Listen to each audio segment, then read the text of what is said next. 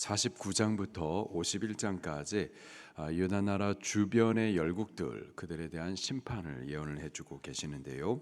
50장과 51장 두 장에 걸쳐서 바벨론 심판에 대하여서 말씀을 해주고 있습니다. 지금까지 열국들의 심판은 바벨론에 의하여서 행해졌어요. 바벨론에 의해서 그들이 심판받고 멸망하게 되는데요. 이제 바벨론도 하나님의 심판을 받아 멸망하게 될 겁니다. 이 바벨론이라고 하면은 유다 나라를 기원전 586년에 무력으로 멸망시켰던 하나님의 심판의 도구였었죠. 범죄한 하나님 백성들 그들을 심판하시기 위해서 하나님께서 드셨던 몽둥이가 바벨론입니다. 근데 당신의 백성을 심판하시기 위해서 이 바벨론을 사용하신 이후에는 바벨론을 또 하나님께서 꺾어 버리세요.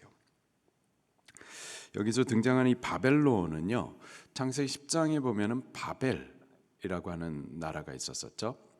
거기에서 세워진 탑이 바벨탑이었었습니다. 그때 창세기 10장에 등장하는 바벨을 우리는 고대 바벨론이라고 말을 해요. 그리고 이제 기원전 605년에 애굽을 이기고 이제 이 고대 근동 지역의 패권을 장악했었던 바벨론은 우리가 신바벨론이라고 말을 하고 혹은 바벨론 제국이라고 말을 합니다. 그 바벨론 제국은 우상으로 가득했었던 나라였었습니다. 여러 가지 신들을 섬기고 그 대표적인 신이 2절에 등장하는 벨과 무로닥 신이에요.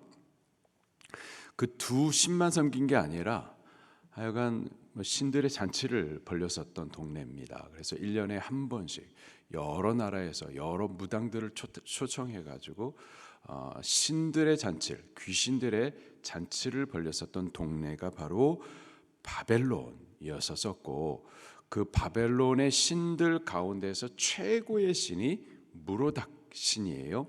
그 무로닥 신을 모시고 섬겼었던 신전이 탑으로 만들어져 있습니다. 그 탑을 지그라트라고 말을 해요. 몇 년 전에 EBS 교육 방송에서 위대한 바벨론이라고 하는 그 사부작 다큐멘터리를 아주 잘 만들었었고, 그것을 만들면서 우리 한국 교회에 선전을 했었습니다. 이 바벨론에 대하여서 이렇게 잘 만들어 놓은 게 있다고. 바벨론이라고 하는 나라가 실제 역사 가운데 발견된 게 없다 보니까 성경에서 바벨론 제국에 대해서 말할 때에 이게 허구다, 역사적인 근거가 아무것도 없다 이렇게 믿지 않았었다가 1970년도에 이 발견이 된 거예요. 최근인 거죠. 최근에 영국의 대형 박물관하고 미국의 유니버시티 오브 펜실베니아에서 두 개가 다시 같이 연합을 해가지고 발굴했는데, 이게 발굴이 됐는데 지하 7층 아래, 땅 7층 아래 그 도시가 그대로 묻혀서 보존이 잘 된 거예요. 그래서 성경이 말하는 이 바벨론 제국의 역사적인 근거가 너무 여실히 잘 드러난 거죠. 보존 상태가 너무 잘 돼 있어가지고 또 그와 관련해서 그 지그라트도 같이 이제 발견이 된 겁니다. 그 지그라트가 이제 그 위대한 바벨론이라고 하는 다큐멘터리를 사부작으로 만들어 가지고 찍어놨는데, 그 지그라트를 갖다가 바로 성경의 창세기 10장에 나오는 바벨탑이라고 말을 하는 거예요. 잘 만들어놨는데 그 바벨탑을 갖다가 이 창세기 10장에 나오는 고대 바벨론의 바벨탑을 여기 바벨론 제국의 지그라트 무로닥 신전이 바로 바벨탑이라고 이렇게 잘못 말을 하는데, 그렇게 말하면서 이 바벨탑의 어떤 역사를 갖다가 이 장난처럼 신화처럼 과장되게 말한 것처럼 그렇게 잘못 말하는데, 우리가 구분할 필요가 좀 있겠습니다.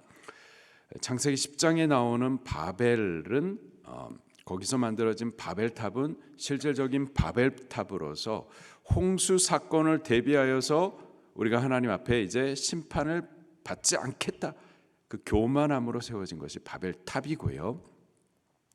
신바벨론, 바벨론 제국, 그 제국에서 섬기던 무르닥 신전은 그것도 탑으로 만들어졌는데 그거는 이제 지그라트입니다. 거기는 바벨론 신을 만들기 위해서 세워진 신전인 거죠. 자, 그 신바벨론, 바벨론 제국의 심판에 대하여서 50장부터 51장에 기록이 되어 있습니다. 같이 봉독하도록 하겠습니다. 1절입니다. 시작. 여호와께서 선지자 예레미야에게 바벨론과 갈대아 사람의 땅에 대하여 하신 말씀이라. 바벨론과 갈대아 사람의 땅. 바벨론은 나라 이름이고요. 그 나라에 살고 있는 민족을 갈대아 민족이라고 말합니다. 그들에 대한 심판에 대하여서 하나님께서 예레미야를 통하여서 말씀하세요. 2절입니다. 시작. 너희는 나라들 가운데서 전파하라, 공포하라, 깃발을 세우라, 숨김없이 공포하라, 이르라. 바벨론이 함락되고 벨이 수치를 당하며 무로닥이 부스러지며 그 신상들은 수치를 당하며 우상들은 부스러진다 하라. 자, 나라들 가운데에 5개의 명령형 동사를 갖다 쭉 나열하는데요. 전파하라, 공포하라, 깃발을 세우라, 숨김없이 공포하라, 이르라. 하나님께서 바벨론의 심판에 대해서 아주 강력하게 천명하고 있어요. 지금 주변의 다른 나라들에 대한 심판들도 말씀하시는데 바벨론에 대하여서는요 2장이나 할애하면서 말씀하시고요. 그들에 대해서 멸망을 전파하라, 공포하라, 깃발을 세워서 말하라, 공포하고 또 이르라, 이렇게 강조하여서 말씀하십니다. 이 바벨론은 좀 특별한 나라인데요. 그들이 특별한 나라인 이유는 하나님의 백성 유다를 멸망시켰기 때문이죠. 이 유다를 멸망시켰던 이 바벨론의 멸망은 사실 이제 예언의 말씀이고 이 예언이 이제 조만간 성취가 될 거예요. 근데 그 성취되는 바벨론의 멸망은 그냥 역사적인 한 사건으로 끝나는 것이 아니라 그 예언과 함께 종말론적인 예언을 또 확증해 주는 거예요. 바벨론이 망할 것이다. 망할 것인데 이 바벨론이 어떤 나라냐? 예루살렘, 하나님의 백성을 멸망시킨 나라다. 근데 그 나라도 곧 망할 것이다. 예언을 하고 있어요. 그리고 그 예언이 역사적으로 성취가 될 텐데 그 역사적으로 성취된 그 사건을 통하여서 종말론적인 예언에 대한 확증도 함께 해 주는 겁니다. 나중에 요한계시록에도 보게 되면은 바벨론이 또 등장을 해요. 바벨론의 심판에 대해서도 또 말씀을 하십니다. 그 바벨론이 바로 여기서 등장하는 이 바벨론의 예표가 되는, 실체가 되는 바벨론인 거죠. 자, 계속해서 좀 보도록 하겠습니다.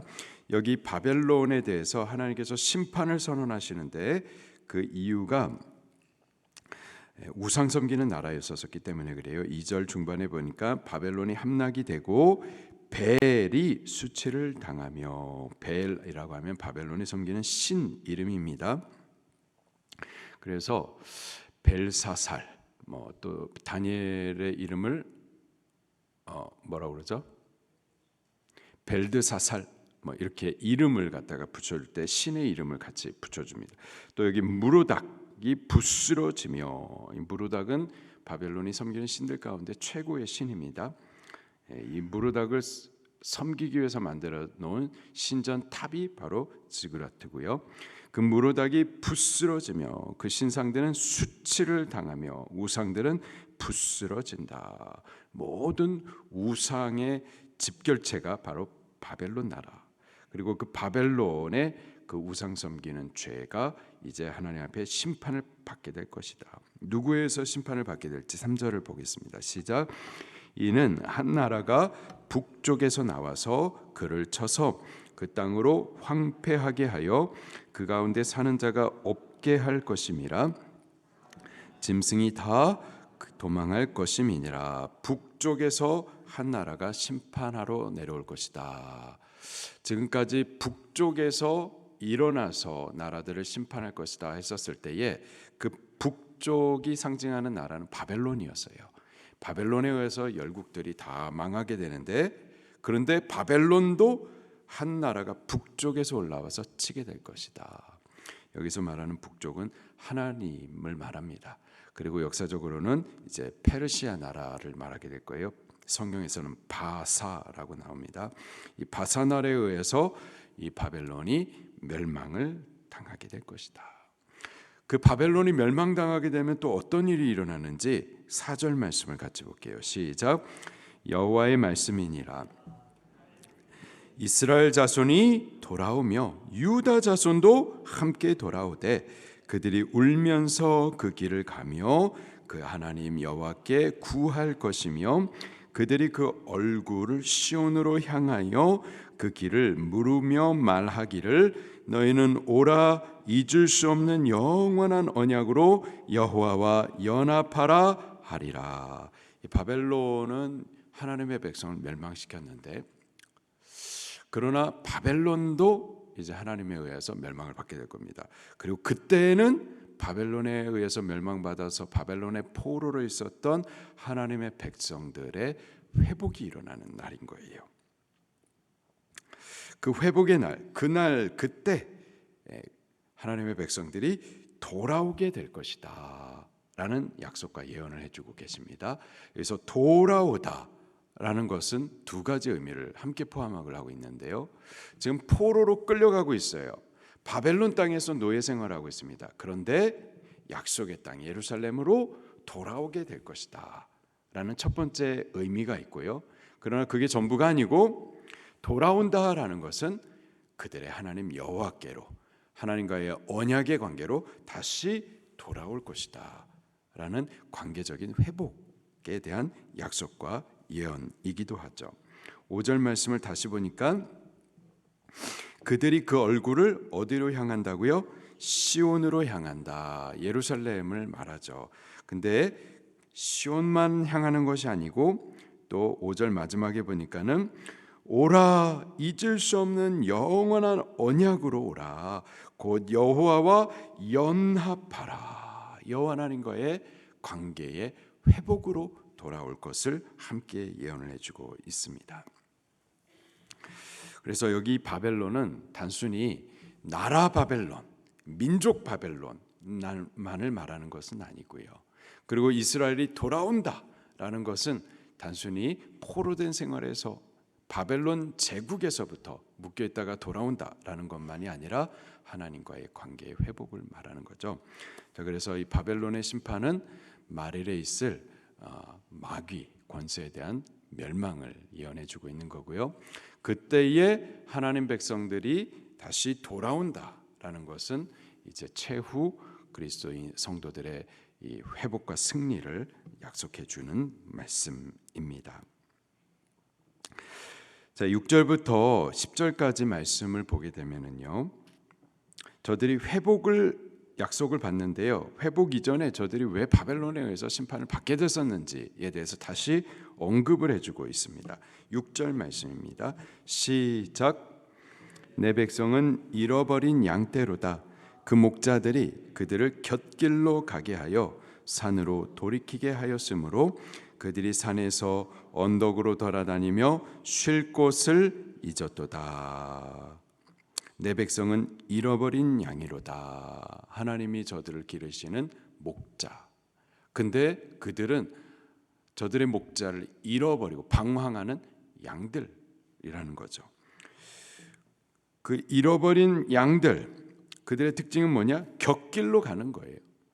목자의 인도를 따라가지 않고 목자를 잃어버리고 그 길들을 잃어버리고 곁길로 가는 거예요. 곁길이 어딘가 보니까 산으로 돌이켰다 말하고 있어요. 그래서 산에서 언덕으로 돌아다니며 쉴 곳을 얻지 못했다. 여기서 말하는 산과 언덕은 우상 숭배하는 곳을 말합니다. 우상 숭배하는 우상 제단이 있는 곳, 역대 상하, 열왕기 상하에서 줄곧 나오는 산당을 말해요. 그래서 푸른 나무 아래에서 제단을 세워가지고 우상을 섬기고 그렇게 곁길로 갔다라는 거죠. 저들이 곁길로 가는 잃어버린 양이 된 이유 중에 큰 역할을 했었던 이들이 목자들이라고 말을 하고 있습니다. 목자들. 여기서 말하는 목자들은 제사장들이죠. 그리고 선지자들. 그런데 진짜 제사장이 아니라 거짓된 타락한 제사장들, 그리고 진짜 선지자가 아니라 거짓 선지자들을 말합니다. 말세에 주의 교회 타락의 큰 특징 중에 하나가 거짓 제사장들과 거짓 선지자들이에요. 거짓된 복음과 거짓된 가르침들입니다.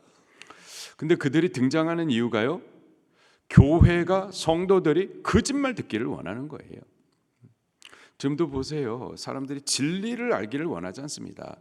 진리를 알기를 원하지 않냐고 자기들이 원하는 것을 아주 뚜렷하게 말해주는 사람들, 그 말 듣기를 기뻐하죠.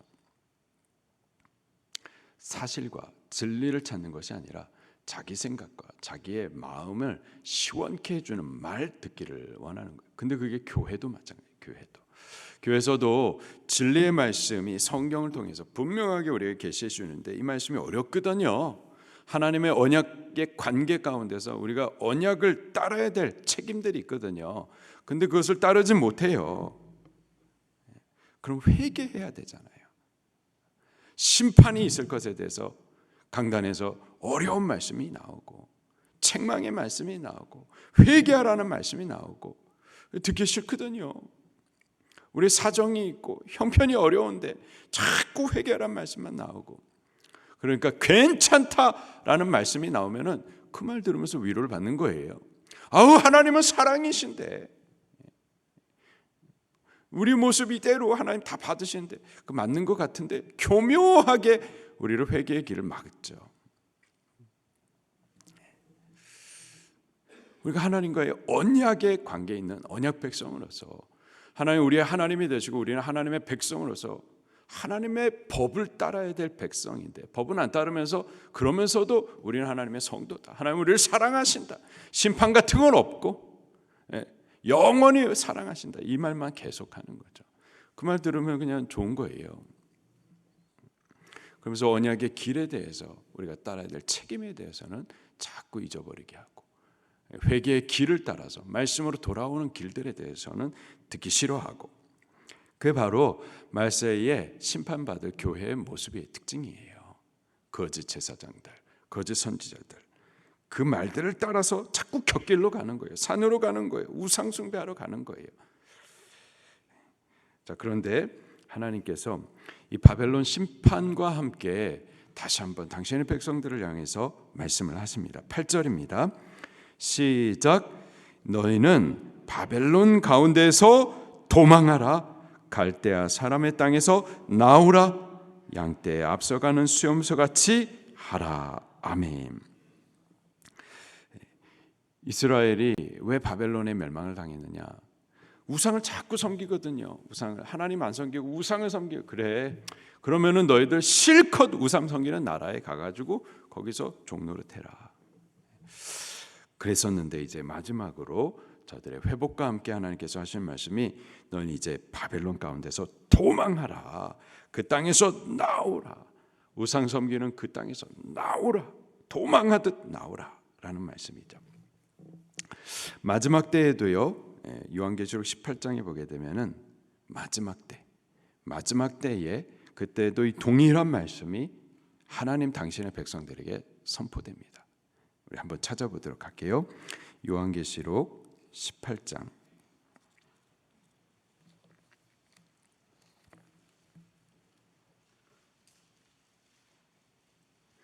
요한계시록 18장 1절부터 같이 보도록 하겠습니다. 요한계시록 18장 1절과 2절만 먼저 보겠습니다. 시작.